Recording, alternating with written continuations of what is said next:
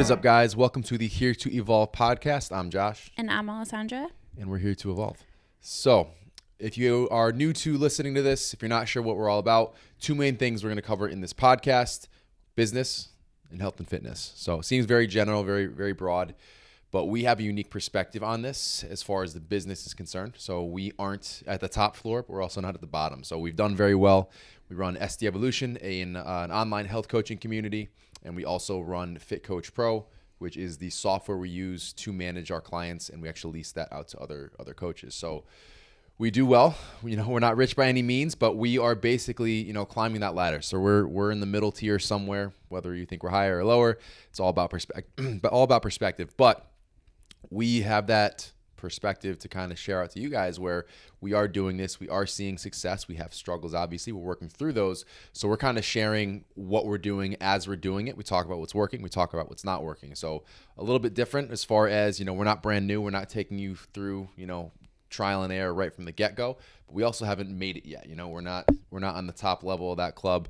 We're working our way up, and we're going to share the things that happen along the way. As far as the health and fitness, like we talked about, we run the SD Evolution. So making health and fitness fit your lifestyle is what we're all about. So as far as breaking down concepts, we're going to go through simplifying things because there's a lot of bullshit out there. So our job is really to take the overall perspective and the overall view of health and fitness and put these into bite-sized pieces for everyone to make it something they can fit into their lifestyle in some way, shape, or form. And that's the third little tier of this podcast, is how all of this sort of fits your life. So I think in previous episodes you have said it's about 3 things, and today you switched to 2.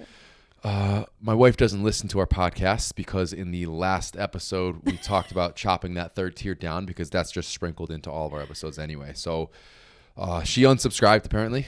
We're going to disregard that. I unsubscribe after you start to close the show down. I just mentally leave the room. That's weird because I start the show with that. So you're 0 Not lately. You're 0 for 2. Today we are actually going to switch things up a little bit. We are going to start sprinkling in some quick hitters. So basically some hot topics. We're going to throw our 2 cents at them, let you guys kind of take those as they are. We're not going to dive in super deep, just give you some very quality details in a shorter amount of time and let you guys run with that. So if you have anything that you would like us to do a quick hitter episode on, feel free to DM Josh or myself. We have everything linked in the show notes, and let us know a quick little topic you'd want us to talk about. And I put up a Q&A last week. We will hit on those, and we'll probably throw up some more Q&As in the future that we'll hit on in these similar types of episodes. This episode is going to be the reason that you're struggling with nutrition. At the end of the day, it boils down to one thing, and that's what we're going to hit on here. And it's probably not what you would think because for the most part, we know how to eat healthy. It's common sense at this point. For the most part, we know what we should and shouldn't be doing when it comes to making good choices with nutrition. What do we suck at? What always falls to the back burner? What do we put off first? Commitment. Something we all struggle with. So, you might think of relationships, you might think of, projects and other things when it comes to commitment, but it's your commitment to nutrition that is the reason that you're struggling. And think about it. Let yourself put that into perspective for a second. You know what you should be doing. What's the longest period of time that you've actually bought into that you've actually stuck to something?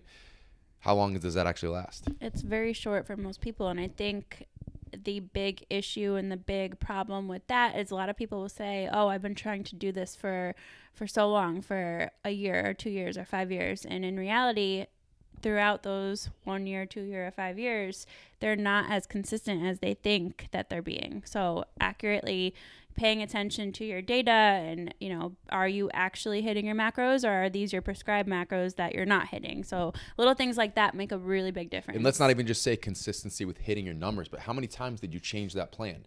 Oh, this didn't work, so I'm going to go low carb. Oh, that didn't work, I'm going to go low fat. That didn't work, I'm going to try X, Y, and Z.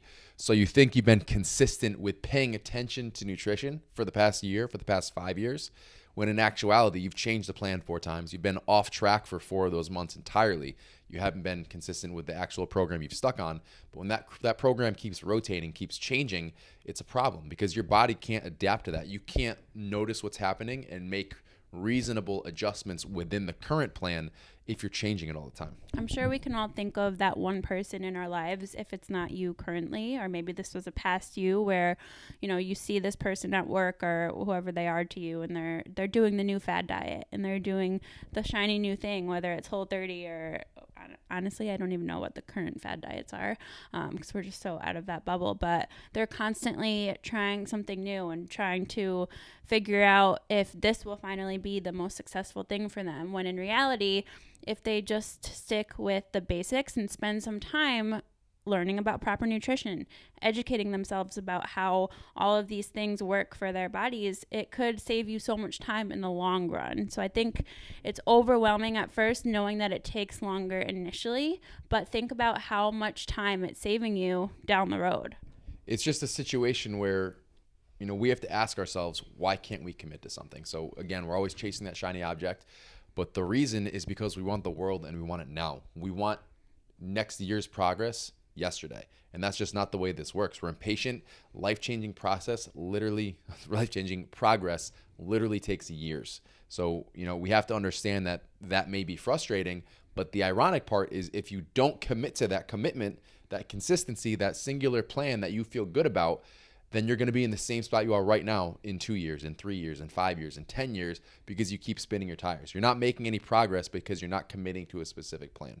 Your dream body or your nutrition goals or whatever it is that you are trying to achieve are not going to be delivered via Amazon Prime. That's just not how it works. And that's the day and age that we're in. I was either listening to a podcast or reading a book or something, and it's talking about how everybody right now is living in the Prime day and age, Amazon Prime Day. And we want things literally delivered to us the same day that we purchase them. And that kind of is the same mentality a lot of people take and put towards their fitness, when in reality, it's the complete opposite. Anything long-term sustainable with your fitness is going to take time to achieve.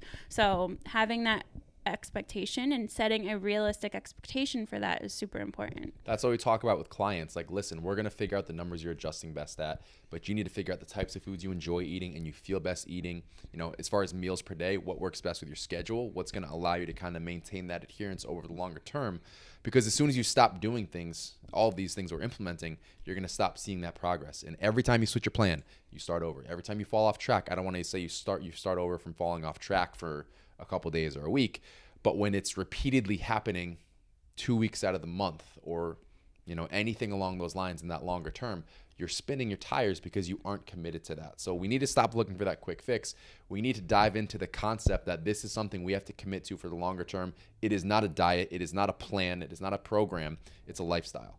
So everything we have to do has to be in alliance with that. Yeah, and a lot of people view struggles as a bad thing, but there's something we talk about with our clients every week is we have them list at least one struggle. Those struggles show you where you're going wrong. They're sort of like the root cause of whatever's happening and why you can't be consistent. So figuring out what is causing that struggle sets you up for more success. So we want those struggles. We want to talk about them because that's how you grow. That's how you start to realize, okay, this works, this doesn't work for me. And you figure out how you can implement things or what you need to change so that it does work.